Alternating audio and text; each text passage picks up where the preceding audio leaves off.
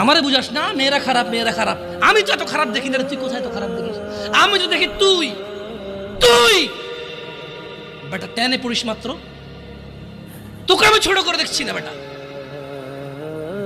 তুমি বের হও, ছবি পাঠাও নাহলে হাত কেটে ফেলবো আমি। দেখো আমি বিষের বোতল নিয়ে আসি, ছবি পাঠাও।